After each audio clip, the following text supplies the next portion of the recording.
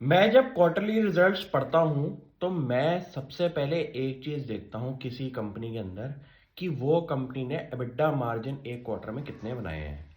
अगर इसी थीम पे मैं एक आपको ऐसी कंपनी बताऊँ जिस कंपनी के अराउंड 40 से 50% के एबिटा मार्जिन बनते हैं अपने बिजनेस के अंदर, तो वो कंपनी का नाम है ग्रेट ईस्टर्न शिपिंग।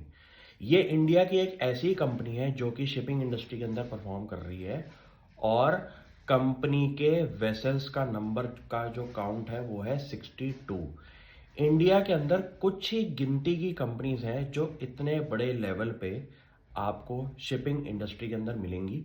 और ऐसा बिजनेस जहां पे क्रूड ऑयल, गैस जैसे जो कमोडिटीज हैं उनकी ट्रांसपोर्टेशन के अंदर आपको गिनती की कंपनीज मिलेंगी।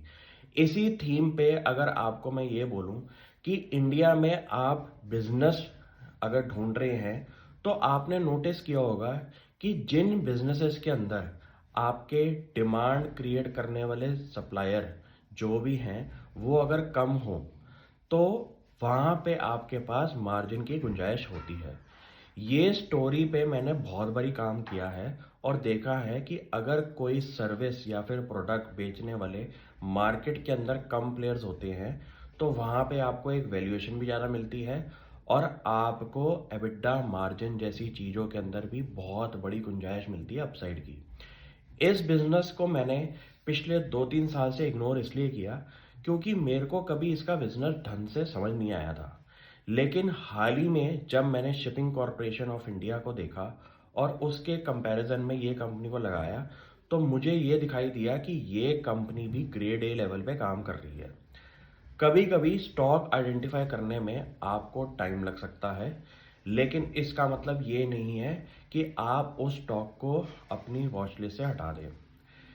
कभी कभी कन्विक्शन बनाने के लिए आपको 1-2 साल का टाइम पीरियड भी लग सकता है और इस टाइम पीरियड के अंदर शेयर प्राइस ने मोर देन 2 टाइम्स की रिटर्न भी दी है।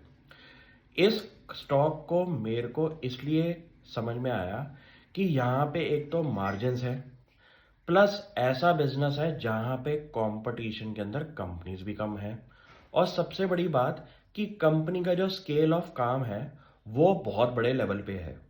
और जहां पे क्रूड ऑयल जैसी आइटम जो कि इंडिया की स्ट्रेटेजिक रिक्वायरमेंट है, स्ट्रेटेजिक सिक्योरिटी के साथ भी, वहां पे अगर ये कंपनी अपना कमेंडेबली रिस्पॉन्सिबली काम कर रही है तो ऐसी कंपनियों का वैल्यूएशन का री रेटिंग भी बनता है।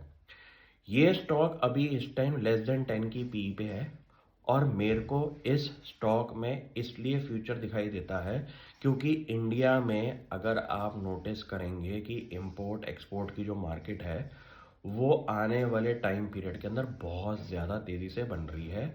क्यों? चेक करिए, जितने भी पोर्ट के प्लेयर्स हैं, आपने अदानी ग्रुप देखा होगा, आपने जेएसडब्ल्यू ग्रुप देखा होगा, उनके केपेक्स अनाउंसमेंट्स में आपको ये चीज़ समझ आ जाएगी कि अगले 4 से 5 साल के टाइम पीरियड में इस सेक्टर में बहुत बड़ी ग्रोथ की गुंजाइश है। शुरू हो जाओ, कंपनी आइडेंटिफाई करनी शुरू। Thank you.